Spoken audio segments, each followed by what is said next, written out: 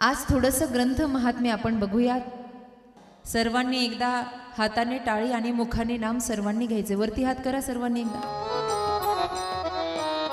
हा, रघुपती राघव राजा राम पतित पावन सीताराम। बोला बोला।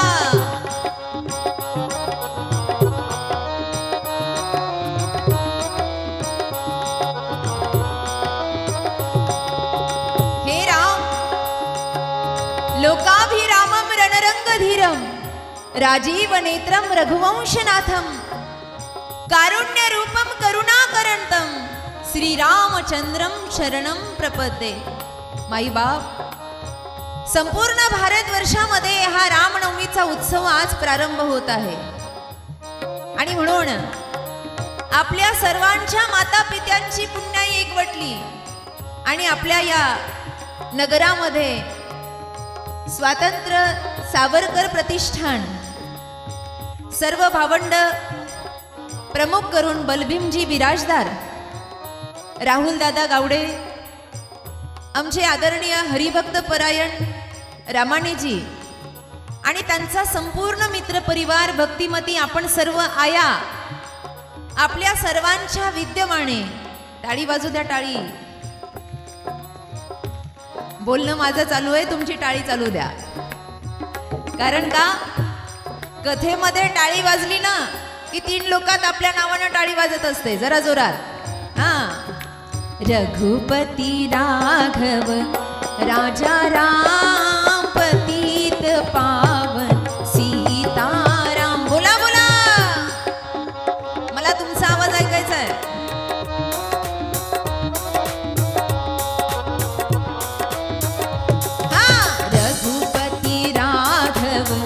राजा राम पतित पावन सीताराम। बोला। आनंद वाटला। एका शहरामध्ये ग्रामीण भागातले आपण सर्वजण आलात, विशिष्ट कामासाठी आलात, पण खरं सांगू आतापर्यंतचं सगळं पुण्य एकवटलं म्हणून आपण सर्व बसलेले पावन आहात। थोडं थोडं पुण्य एकत्र झालं। रामायण, राम म्हणजे भगवंत आणि यण म्हणजे बसवणे। 7 दिवस कथा ऐकल्यानंतर हृदयरूपी मंदिरात रामचंद्रांना जागा देणे म्हणजे रामायण आहे। अरे मंदिरामध्ये देव तर कुणी बसवेल बाबा, या हृदयामध्ये देव बसला पाहिजे की नाही? काय वाटतं तुम्हाला? आपल्या किती दिवसाचा प्रयत्न होता अयोध्येचं मंदिर बनावं आणि प्रभूजींनी विराजमान व्हावं, ते झालं एक वेळेला, ते सोपं, पण हृदयात राम येणं एवढं सोपं नाही आहे। हा फार जन्मांतराचा अट्टहास आहे आणि 7 दिवसाची कथा म्हणजे भगवंताला हृदयामध्ये बसवणं। भाग्याचा उदय झाल्यानंतर ही कथा श्रवणासाठी मिळते। म्हणून गोस्वामी तुलसीदासांनी चंद्रकिरणाची उपमा दिली आहे या कथेला। संत चकोर करही जेही पाना, राम कथा शशी किरण समाना। शशी म्हणजे काय? चंद्र। चंद्रकिरणाची उपमा दिली आहे। थोडा वेळच कथा श्रवण करायची म्हणून प्रामुख्याने महत्त्व सांगून जाते आणि विरामाच्या दिशेने जाते। काही लोकांनी बाबाजींना प्रश्न विचारला, बाबा आप कहे कि राम कथा शशि की किरण समान है, तो ऐसे कैसे हो सकता है? ये तो रघुवंश की कथा है, ये तो सूर्यवंश की है, आर्यवंश की कथा है। तो सूर्यवंश की कथा के लिए आप चंद्र का उपयोग क्यों कर रहे हो? राम घराणं हे सूर्यवंशी आहे आणि मग या घराण्याच्या कथाला चंद्रकिरणाची उपमा देता का? प्रश्न विचारला। कदाचित बसलेल्यांच्या मनातही असा प्रश्न निर्माण होईल ना? रामायणात कधी प्रश्न, पण रामायण हे प्रश्न उत्तर आहे।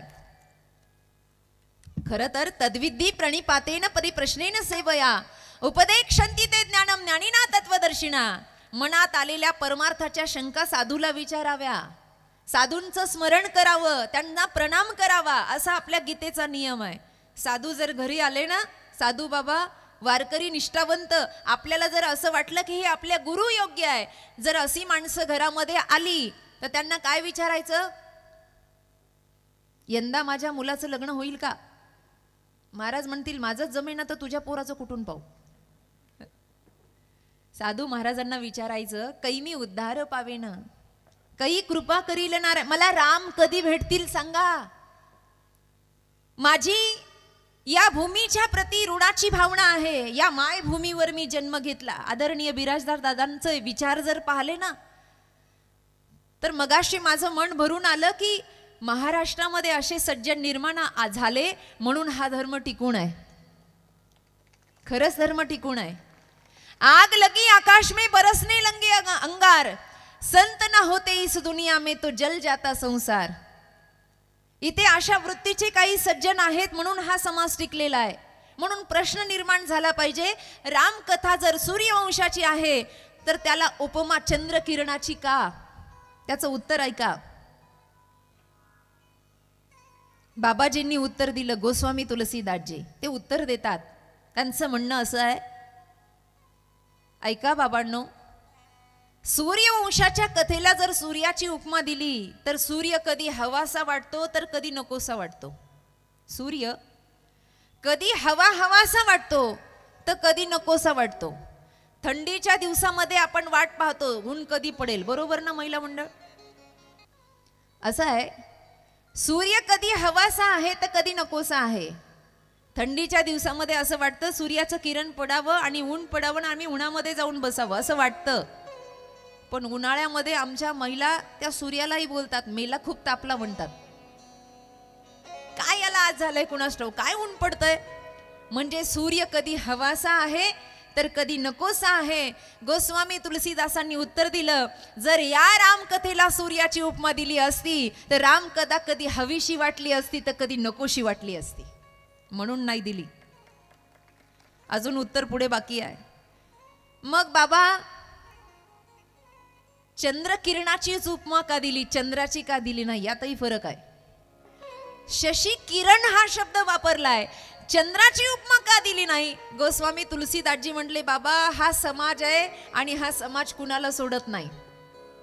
जर रामकथेला चंद्राची उपमा दिली असती तर लोक म्हणली असती, महाराज चंद्रामध्ये काळा डाग आहे, मग रामकथेमध्ये काही आहे का? म्हणून चंद्राच्या उपमा दिल्या नाही, चंद्र किरणाची दिली. कारण असं आहे, चंद्राचं किरण सगळ्यांना हवंसं आहे. पौर्णिमेचं चांदणं कुणाला नकोसं आहे का ग? सगळ्यांना हवंसं आहे, फक्त एक व्यक्ती सोडला तर.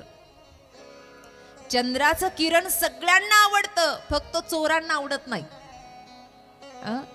म्हणून रामकथा ही सगळ्यांना आवडते पण पाप्यांना आवडत नाही.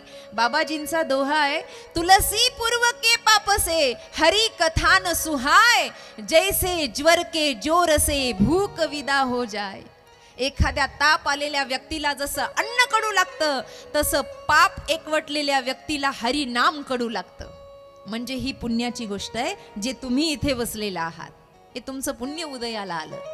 म्हणून रामकथा शशी किरण समाना, संत चकोर करही जेही पाना. हे रसपान करण्यासाठी येतं कोण? तर संत येतात, संत हृदय येतं. या ग्रंथाचा महिमा मोठा पावन सांगितलाय. जो कोणी रामकथा लिहिल, ऐकेल, वाचेल, श्रवण करील, त्याच्या भाग्याचा पार नाही. त्याच्या मनातल्या इच्छा पूर्ण होतात. पण कोणत्या? ज्या शुभ संकल्पाच्या. एखाद्याला वाटत असेल की धर्माचा प्रचार व्हावा, नक्की होईल. एखाद्याला वाटत असेल माझ्या हातून गोसेवा व्हावी, नक्की होईल. एखाद्याला वाटत असेल माझं त्रिलोकामध्ये नवे नवे निदान गावात तरी नाव मोठं व्हावं, नक्की होईल. सगळे मनातले शुभ संकल्प पूर्ण होतात. ही कृपा करणारी ही रामकथा आहे. म्हणून रामकथा कली काम दुगाई. या कलियुगामध्ये पवित्र अशी दूध पाजणारी ही रामकथा आहे. आणि या रामकथेचं श्रवण मनन आपल्याला 7 दिवसापर्यंत करायचंय. आता आजचा दिवस गेला, पण उद्यापासून अगदी 12 तारखेपर्यंत संपूर्ण राम राज्याभिषेकापर्यंतची कथा राम अवतारापासून आपल्याला ऐकायची आहे. उद्याच्या कथेमध्ये शिव पार्वतीचा सुंदर विवाह सोहळा या ठिकाणी संपन्न होणार आहे आणि तो जशास तसा झाकीच्या स्वरूपात आपल्या सर्वांना दिसणार आहे. म्हणून उद्या आम्ही येण्या अगोदर आपण सगळे येऊन बसाल अशी आशा करतो. होईल ना आशा पूर्ण? नक्की बघा बरं, शब्द बदलायचा नाही. रघुकुल रीत सदा चली आई, प्राण जाई पर वचन न जाई. या न्यायानं आपण सर्वजणांनी थाटामाटात उद्या कथा श्रवण करूयात. आज आपण आरती करू आणि आजच्या सेवेला विराम देऊ.